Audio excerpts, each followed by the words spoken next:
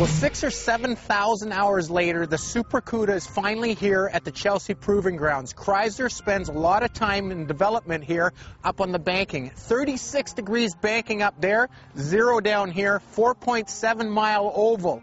Well, how fast is the SuperCuda going to go? Well, we took it to SEMA 2 weeks ago. Literally, we fired up the car 4 days ago. We did a small test with the car.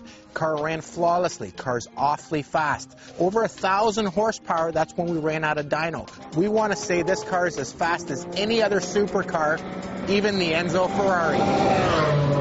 Let's see if we can get him. Before Chrysler would let us out on the big oval, they wanted to make sure that the SuperCuda was really a SuperCuda. We spent an hour in the Chrysler garages with their engineers to make sure that they were confident with the legendary motor car build. They all agreed this wasn't just another pretty face. One of Chrysler's engineers, who's also a test driver, put the SuperCuda through various handling tests. Then it was my turn to do the same. Considering the car wasn't running a week ago, any seat time before a 200-mile-an-hour attempt was much appreciated. Mike Luley, a Ferrari Challenge champion who is one of those rare Enzo owners who really uses his cars, was also allowed out on the asphalt lake to join in the fun. Both Mike and I were able to find the limits of our cars, and then we both exceeded them.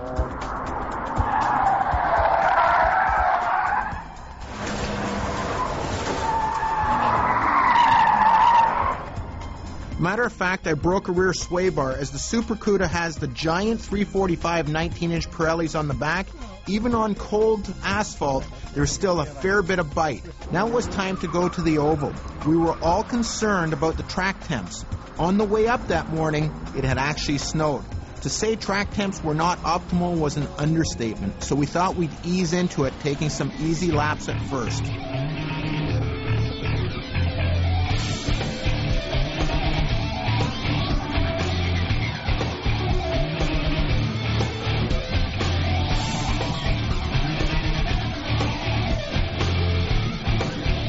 Again, we got a lesson from the test drivers on oval etiquette. Always pass on the outside.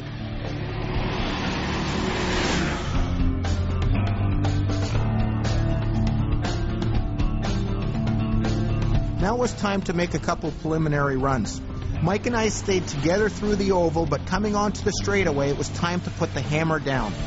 With the massive torque of the 522-inch twin-turbo SuperCuda, it easily pulled away from the Enzo.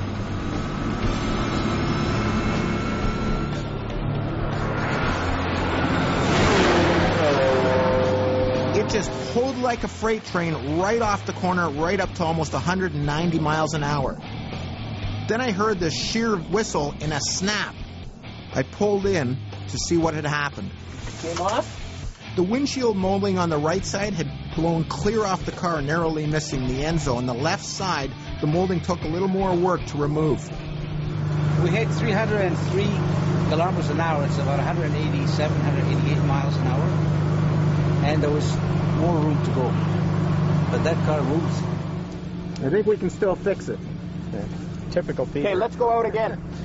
Now it was time for our second run. I was really glad now that we'd blocked off the hood scoop and the grille to try and keep the air out from the engine bay. The hood, even so, lifted almost 3 inches of the center as we got up to speed.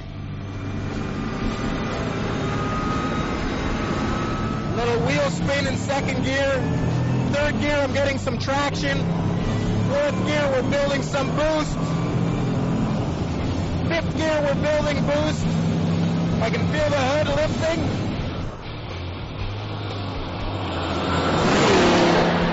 The sound of the next pass was like a jet coming off the corners down the straightaway. The SuperCuda was blowing a giant hole through the air at over 200 miles an hour. Just going to let the turbos cool down a bit. I'm not sure how fast we went that time. We hit 324. 324 kilometers an hour. But there's still a little bit left. You know what? There was a little bit left, so I think... This has better aero than mine. You go out again, because I'm done. I got to hand it over to a customer. Well, you've done pretty good, you know. Mike really thought he could go faster. Well, after seeing him do a lap again at speed, I couldn't help myself, and I came out to play. Mike hit 218 miles an hour in the Enzo for a new track record. The SuperCuda on the last pass ran 208 miles an hour. It wasn't because it was running out of horsepower, it was definitely running out of aero, and I was running out of cojones.